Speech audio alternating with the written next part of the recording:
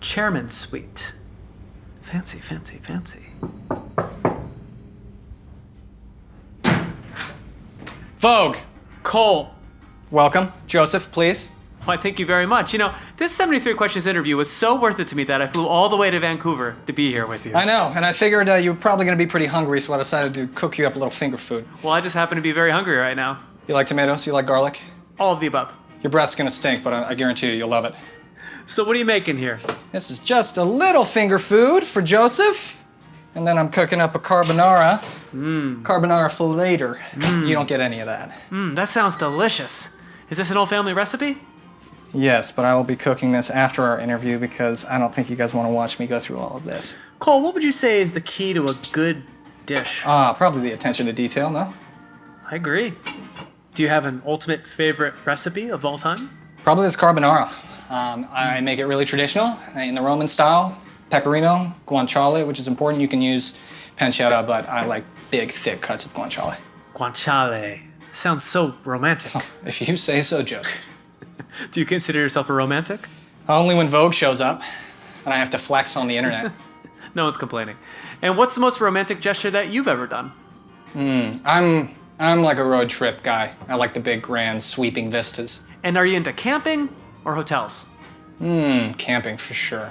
Okay, and what's the most romantic gesture that's ever been done for you? My heart is attached to my stomach, so any cooked meal, any family recipe, that's the way to my heart. You hear that, ladies? So Cole, Vancouver is stunning. Are you enjoying it here? When the sun is out, it is the most beautiful city on earth, truly. And I'm happy to see that you're being taken care of so nicely here. Well, I wanted to impress you, Joe. No need for that. But it does seem like some other people are going to be thoroughly impressed with your culinary presentation. You like that? Consummate hospitality. This is for all my imaginary friends. And maybe you. I feel honored. I wouldn't expect anything less from someone staying in the chairman's suite. I know. Just really living the sweet life, aren't you, Cole? Just never escape. That's a good one, Cole. I see what you did there. So who is this chairman, and what did you do with him? Don't worry about it. I'm blackmailing him, but we don't gotta mention his name on camera. Legal reasons, you know, big dispute. Oh, certainly. Now, can I ask you some questions about your childhood? Jeez, okay. A little family therapy again, Joe, let's go. Exactly. So what's something that most people don't know about being a child star? It's very competitive. It's a very competitive arena. And do you have any personal anecdotes about that? Well, just so happened my direct competition was my identical twin brother, but we were eating off the same table, so, you know, same team. Do you ever go back and watch old episodes of The Sweet Life? When I'm drunk or feeling really narcissistic, yeah. And how does it feel when you're watching your younger self on screen like that? I don't really like to watch anything I do, so I try to stay away from it. Okay, fair enough. And if you can go back in time, what would you tell your younger self? Get a good financial advisor and don't do your own taxes, kid.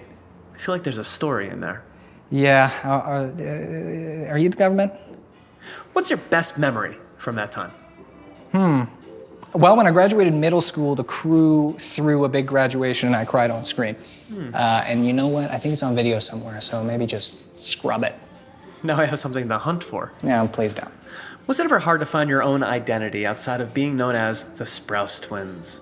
It wasn't hard for me, it was hard for the audience, I think. But it's a double-edged sword. I get to bask in all of Dylan's accomplishments too, so take credit. Win-win. And I'm happy to see that you brought all your camera gear here. You're finding some time to use all this stuff? I am, yeah. That's my digital camera and actually this is my first little film camera. What's that? This is a Canon AE1. Student camera, cheap, efficient, like Cole. I think I'm gonna leave that there and go to the next question. Okay. So I heard your dad likes to take credit for inspiring your photography. Yes, but that's what fathers do. Isn't that a prerequisite for being a father? Certainly. Does he ever give you any tips or advice on photography? He's an incredible location scout, I will give him that. And what's the best location that he ever scouted for you? Oh, man. Best location. My future gravesite, probably, yeah. Oh, God. Nice little plot in the desert somewhere. Morbid. Tumbleweeds. Yeah, it's a little morbid, isn't it? So have you been designated as your family photographer? Yeah, it'll probably just be a matter of time till I'm doing senior portraits or wedding photos and things. Just dreadful. Come on, it's family. That's how it works. So when you're taking a photo, what's the first place your eye goes to? The landscape, certainly. And do you have any favorite landscapes here? Yeah, and one of my favorite shoots ever is actually right across the water. I can go and show you if you like. I'd love to take a look at this. You know, it's funny, everywhere I go here, there's a nice view. There's nice views everywhere in Vancouver. Yes, and some nice views for the people watching me bathe. So what's your favorite photo shoot of all time that you've done? Favorite photo shoot? It's this location I'm about to show you. It's a large yellow mountain on the north of Vancouver that my friend and I shot at when I was in the first season of Riverdale. It sounds so magical. Let's check out this magical view. Come through. Well, maybe I'll show you on the deck in a little bit. This is the view. Wow. Welcome. Wow, I love it. Now, obviously, you're quite the traveler, right? Oh, I'm obsessed. Yeah, you believe the privilege of traveling could be very educational. What could be the biggest takeaway for anyone who travels? Well, I think before the advent of social media, traveling was one of the greatest ways to really learn about otherness. I think it's important to travel alone too. Suspend your own personal culture inside some place that feels unfamiliar to you, really. We can all benefit from getting out of our comfort zone. And what's been your own biggest personal takeaway from traveling? Probably my palate. Of course, you're such a foodie. What's the craziest dish you've ever eaten? I like the bugs, man. I'll say it. I think we should all be eating a lot more bugs. Would you cook a bug? I would cook a bug and eat the bug. What bug would you cook? Crickets, beetles. There's tons of them. It's the most diverse species on Earth, and they're probably all delicious. Maybe this is your next favorite recipe. Yeah, I'll stick to the carbonara for now. What's the most memorable place that you visited? Japan, certainly. If I were going to go there, what city should I visit? I'd say Kyoto. Noted. Do you think you're a good travel buddy? Well, if I'm hyping myself up, yes. And what is your number one travel tip you'd recommend to anyone flying? Don't nap on the first day. That's the big no-no. Cole, what is on the bedside table reading list these days? Oh, I can't read, but I placed that there because I think it looks like I can read. But that's the unbearable lightness of being. Would you recommend it? Yeah. When I'm feeling the lightness in my being, I don't find it to be that unbearable. Philosophical. And you'd also recommend comics because you're such a fan. I am, big time. What's your favorite comic? Ooh, my favorite comic is more of a graphic novel called Black Hole. Interesting. And do you own any priceless comic memorabilia? I own a lot of really great old Incredible Hulks and Fantastic Fours, but the one that is closest to me is Avengers 500. And speaking of old, you worked in archaeology after graduation, is that right? Great segue, Joe. What sparked your interest in archaeology? My grandpa was a geologist, and it was a discipline that combined a lot of my mutual interests. Did you discover anything particularly interesting? Oh yeah, some spooky stuff too. I found an old ceramic theatrical mask of Dionysus in Bulgaria, a little Hellenistic settlement. Wow, that's spooky. I would have freaked out. But what a special experience. Yeah, I'm still waiting to wake up from the fever dream, I think. So how does it feel to unearth major parts of history? A lot more special than Take 3 on a long-running production. Pretend like I don't know what that means. So what exactly happens on an archaeological dig? Not Indiana Jones, that's for sure. A lot of you digging over a trench of dirt with a toothbrush. Would you play Indiana Jones if offered the role? It's a hard act to follow, but I think I can put on some muscle. Do you ever see yourself returning to the field? I do, eventually. I got some other milestones I have to hit first. Priorities. Now, you started a super fun Instagram account called Camera Duels. What was the inspiration there? Rage. Of course, the best inspiration. Has anyone ever commented on those photos and said, hey, that's me? I get reached out to almost every single photo I post. And what's the weirdest place someone ever tried to take a photo of you? The bathroom. Yeah. I wasn't in the stall. It was just at the sinks, but Okay. still a little vulnerable, you know? Do you think you'll ever get used to the fact that strangers take photos of you? Not in the bathroom. And how's this for another classic segue? This shower looks amazing. Yup. And it leads me to ask the most important question of this interview. How many shower heads is too many shower heads? Depends on the stench, Joe. Of course. Cole, you talk a lot about preserving your mental health. What are some non-negotiable things that you do to help make that happen for yourself?